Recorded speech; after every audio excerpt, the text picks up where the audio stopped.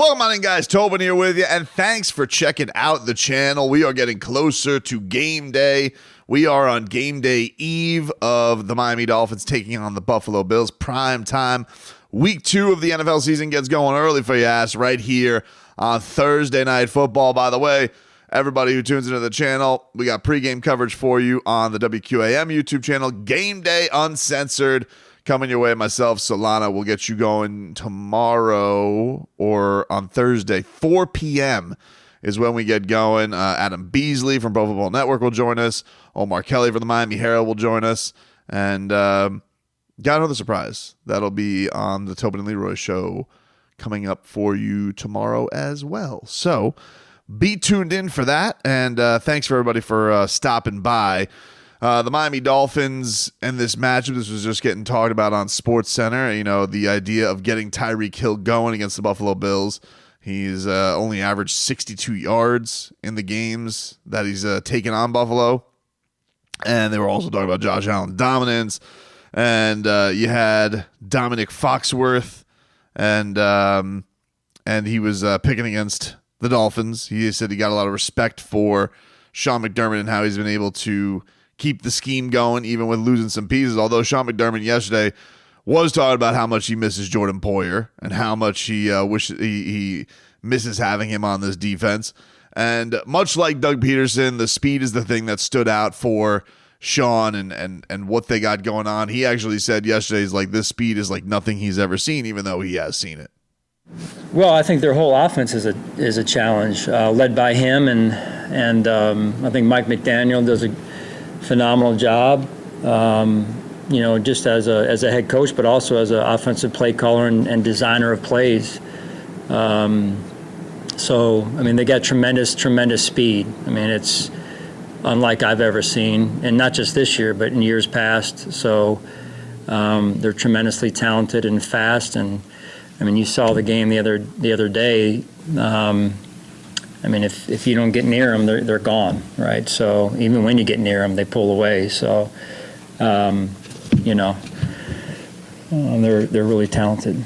Yeah, a lot of talent that they're bringing to the table in this one, but obviously, team that they, it has been said, whether Mike McDaniel wants to admit it or not, it is a team that has had the Miami Dolphins number. And I think last year, what was particularly demoralizing about it is that Buffalo, in Mike McDaniel's first season, it was, a 1-2 situation, but like it was a respectable 1-2. If that doesn't sound too losery, but it was like you won the game to start the season, and they all, people didn't realize this. Apparently, people had just discovered it's hot down in South Florida, and everybody had just really blamed the heat as the reason the Buffalo Bills finally had fallen to the Dolphins. And I get it. They probably had this great sense of invincibility to the Dolphins that has carried on. But even later on in the season, the matchup later on in the season in Buffalo, I thought was a very good showing by the Miami Dolphins. Even though they didn't win, I thought it was a very good football game back and forth. And then, the Dolphin fan could explain away the playoff game where, hey, Skylar Thompson starting, and the Dolphins put up a pretty respectable effort without having their starting QB, especially with how much they had been struggling without him. But but what happened last year was very demoralizing in how you thought the trajectory of the rivalry was going. You got smacked in the face early on in the year by Buffalo, just completely embarrassed, and then you yak up on yourself to give up a division that was all yours. There was no doubt about this. There was no, this was going to be written up. There was questions if Buffalo was even going to make the playoffs, and to go from where you were to where they were, and to have it completely flip on its head. It was something that the Dolphins really do have to wrestle with. And Tua was asked yesterday about the idea of, was he left with a sour taste in his mouth? And you could hear his answer, but you could also read into it and being like, the reason he doesn't want to give you his real answer is because there is some validity to the question, which I believe was from David Furones at the Sun Sentinel. here was Tua yesterday speaking to the media for the week. Is there still any sour taste in your mouth from last year's regular season finale? Last year, Bella. What a political answer. Oh my gosh. Last year, Bella. We worry about this year. So we'll see what we got today, and then we'll work its way down to Thursday and see what we can do Thursday. There you go. And it's like you can almost hear it immediately. Like if you wanted to know, hey, is there a sour taste? You actually heard the sour taste into his mouth as soon as the question was asked. Any sour taste in your mouth from last year's regular season finale?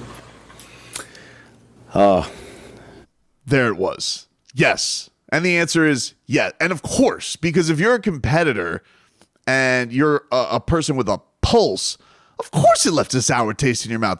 How could it not leave a sour taste in your mouth when he's out there and he's losing, God knows how much weight in the off season? And yeah, I'm sure that getting his contract was a big focus. But if you're talking about team goals and team effort, how in God's name could it not leave a sour taste in your mouth with how that ended? You would have to be a zombie. You would have to be lacking human function for what the Buffalo Bills did to the Dolphins, taking their stuff at the end of the last season, getting chased down, the tortoise catching the hare, getting chased down like that again by this mother bleeping team. If that didn't, it would bother me if Tua said no. Now, his lie is like last year, but he acknowledges, I'm lying to you because I'm going political. And this is the thing with Tua that I just want to pinch his cheek sometimes. I just want to be like, whoa, you adorable. Because he's gotten to the point where he's so honest that when he lies, he's basically telling you he's lying, right? So when he says political answer, you're basically like, oh, okay, you're just saying this to avoid any bulletin board material, but we know that it truly does bother you. And it was asked also earlier in the press conference about just the idea that the Bills have their number. And he goes, look, it's not going to change till we make it change. That's going to be what's written out there until we do something about that. That's going to be the narrative, that we can't beat the Bills. And until we do beat them, and we beat them consistently, like none of that's going to change. And we have an opportunity to do that this year. We have an opportunity to do that this Thursday. And it's the thing with the Dolphins that's like, yes, it's only week 2. I get it. Fine. I get it. It's only week 2. Nobody is, I guess, officially deciding playoffs here. However, it is a divisional game. These are, especially when you're taking on what you think is going to be the contender of the division, these are the most important games of the season. And just because it's week 2 doesn't mean there's not huge stakes on it, especially when it's in your building, especially when it's on prime time, especially when you got them sweet-ass throwback uniforms on, which Garfinkel, I don't know why we got it. Why do we got to play games here, huh? Why do we got to play games with this whole idea of not having these be the uniforms permanently? It's what everybody wants. You know you want it. Everybody wants it. And I get it. Makes it special because you do it a couple times. So you're getting at this and you're getting on Thanksgiving. Cool. Bring the jerseys back permanently. I've heard all the arguments. It's enough already. Let me see the throwbacks all the time. That's what we want. But yeah, until they can do that, until the Dolphins, we're going to be sitting here wondering all season, are the Dolphins going to break everybody's heart again? And you're not going to be able to get a satisfactory answer until you get there. But this isn't even a case of, hey, will the Bills end up being good? I think they will end up being good. And so you're talking about starting off the year, which I think are going to end up being good wins for the Dolphins. But you don't know yet. But what you do know is this is a team that you haven't been able to beat. And it is important to just get over the hump. It doesn't matter. It doesn't matter whether you did it with them being down a little bit or not having the weapons that they used to. It doesn't matter. Just get it done. Just get it done. If you feel like you have the superior talent, if you do feel like you have the superior team, it's in your building. It's at the time of the year that you want it. You're getting I would say the only lucky draw that the Dolphins did get this year is the fact that they don't have to go to Buffalo late, but That was 2 years ago where that was a problem. Last year, they had it flipped exactly how you would want it. The early game in October, the late game at the end of the season, and still blew it. So it's not just a matter of there's no excuses. It's just, all right, it's time. If you're going to do it, now is the time. If not now, when? If you're not going to do it now, then when? When are you going to make that statement? When are you going to make your claim on the AFC East? Because this is the time you got to start doing it. It's not this, we're gathering to something. You've gathered. You put it all together. You've gotten the final pieces. You've taken one of their team leaders. All there for you, baby. Just go there and take it.